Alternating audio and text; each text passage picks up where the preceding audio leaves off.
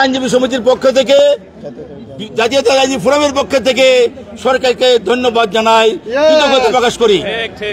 আমাদের বিএনপির আইন সম্পাদক আমাদের কাছে নির্দেশনা পৌঁছে দিয়েছেন যে বিএনপির সর্বোচ্চ পর্যায় থেকে এই আসামির কে যেন কোনো ধরনের ফিজিক্যাল অ্যাসাল্ট না করা হয়, এইভাবে আমাদেরকে কঠোর নির্দেশনা দিয়েছেন। আমরা অক্ষরে অক্ষরে সেই নির্দেশনা পালন করেছি। উনাকে যখন কোর্টে দাঁড়ান করানো হলো, আমরা সাবমিশন লোকে বলেছি যে উনি স্বৈরাচারী হাসিনাকে স্বৈরাচার বানাইতে সহযোগিতা করেছেন। উনি তত্ত্বাবধায়ক সরকারকে উনি বাতিল ঘোষণা করে দিয়েছিলেন। 3 বারের প্রধানমন্ত্রী দেশনেত্রী বেগম খালেদা জিয়াকে তার বাড়ি থেকে কোন ধরনের হিয়ারিং এর সুযোগ না দিয়ে উচ্ছেদের আদেশ দিয়েছিলেন। ওই দিন বিচারপতি টিএস খান, ব্যারিস্টার রফিকুল হক, ব্যারিস্টার মওদুদ আহমেদ, ব্যারিস্টার জমরুদ্দিন সরকার, খন্দকার মাহউদ্দিন আহমেদ, এজে মোহাম্মদ আলী, জয়নুল আবেদিন, ব্যারিস্টার কাইসার কামালরা ওই দিন বলেছিলেন যে আমাদেরকে 10 মিনিটের সময় দেন, আমরা আমাদের ক্লায়েন্ট সাবেক প্রধানমন্ত্রী বেগম খালেদা জিয়ার সাথে একটু পরামর্শ করে এসে হিয়ারিং করি। উনি 10 মিনিটের সময় না দিয়ে বেগম খালেদা জিয়াকে উচ্ছেদের বিয়ানি আদেশ দিয়েছিলেন। আজকে আমরা এই কথাগুলি বললাম।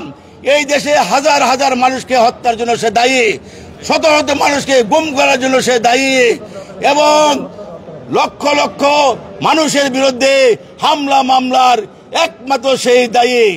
আজ তিনি বিচারের সম্মুখীন হয়েছেন। আমরা মাননীয় আদালতকে বলেছি যে দ্রুত চার্জশিটের ব্যবস্থা করে তাকে বিচারের আওতায় এনে সর্বোচ্চ শাস্তি আমরা মাননীয় আদালতের কাছে কামনা করেছি দ্রুত সময়ের মধ্যে। সবাইকে ধন্যবাদ। আদালত তার পক্ষে সে এতই ঘৃণিত ব্যক্তি যে তার পক্ষে কেউ জামিন শুনানির জন্য কেউ আসে নাই। মাননীয় আদালত উনি উনার সমাপ্তি বক্তব্যে বলেছেন যে যেহেতু রিমান্ডের আবেদন নাই, জামিনের আবেদন নাই, আপনাদের বক্তব্য শুনেছি, আপনাদের যে গণতান্ত্রিক ভাবে যে আপনারা তাকে কোনো ধরনের তার প্রতি যে ফিজিক্যাল অ্যাসাল্ট করেন নাই, এই জন্য আপনাদেরকে ধন্যবাদ জানাচ্ছি, সুন্দর পরিবেশ রক্ষার জন্য ধন্যবাদ জানাচ্ছি, এবং উনি তাকে কারাগারে প্রেরণের জন্য নির্দেশ প্রদান করেছেন।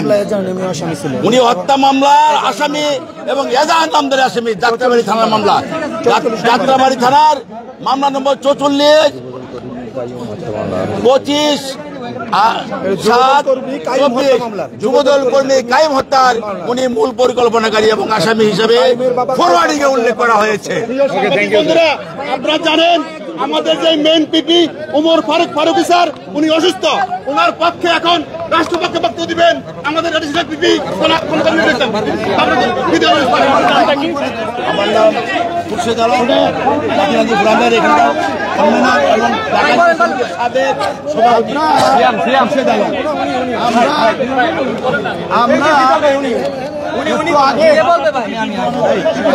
একটু আগে যে বলেছিলাম, আমরা আজকের এই সরকারের কাছে আপাতত দেরিতে হলেও কৃতজ্ঞতা জানাচ্ছি যে এমন একটি কুলাঙ্গার অযোগ্য অপদার্থ ব্যক্তিকে শেখ হাসিনা, স্বৈরশাসক শেখ হাসিনা প্রধান বিচারপতির দায়িত্ব দিয়েছিলেন। সেই কুলাঙ্গার দেরিতে হলেও আজকে তার হাজারো শত শত পাপের প্রায়শ্চিত্ত আমি মনে করি এই মামলার মধ্য দিয়েই শুরু হয়েছে। কাজেই আজকে আপনারা লক্ষ্য করেছেন যে আমরা কতটুকু দায়িত্ব পালন করেছি। আমাদের দল সুশৃঙ্খল দল, আমাদের আইনজীবী ফোরাম ঢাকা বার সুশৃঙ্খল দল। সেই সুশৃঙ্খল দলবদ্ধ বলেই আজকে তার গায়ে কোন রকমের কোনো আঁচড় লাগে না। আমরা আশা করি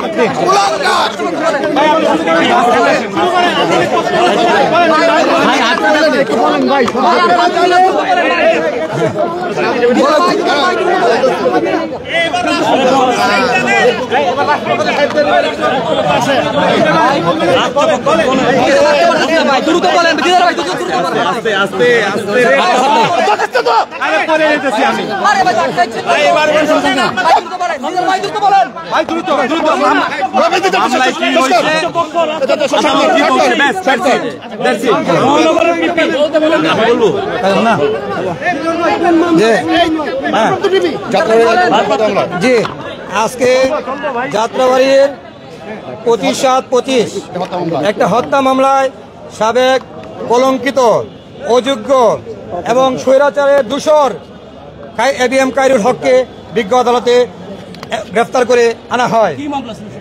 এটা একটা হত্যা মামলা। এটা একটা হত্যা মামলা। ওনাকে গ্রেফতার করে আনা হয়। বিজ্ঞ আদালত সকলের প্রসিকিউশনের বক্তব্য শুনেন এবং অন্যান্য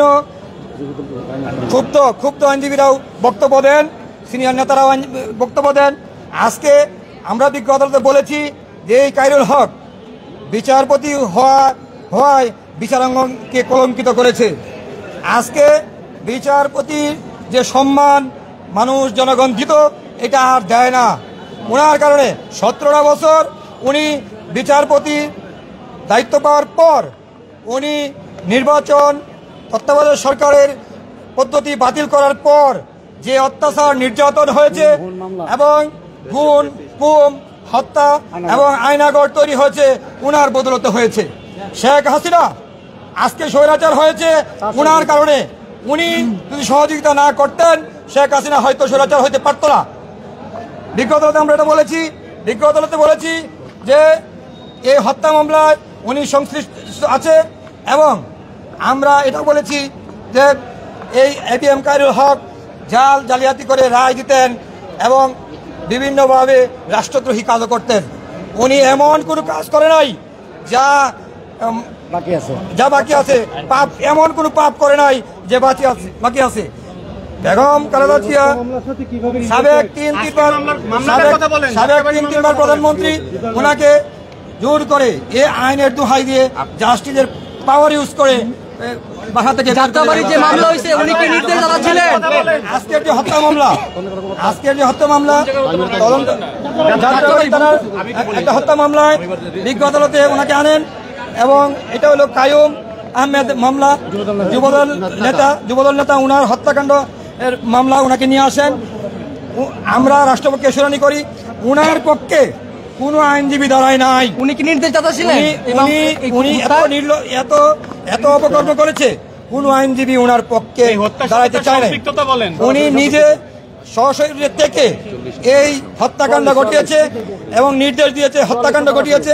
এই কারণে বিজ্ঞ আদালতে এজাহারে 44 নম্বর আসামি উনি ওনাকে বিজ্ঞ আদালত জেল হাজতে প্রেরণ করেন।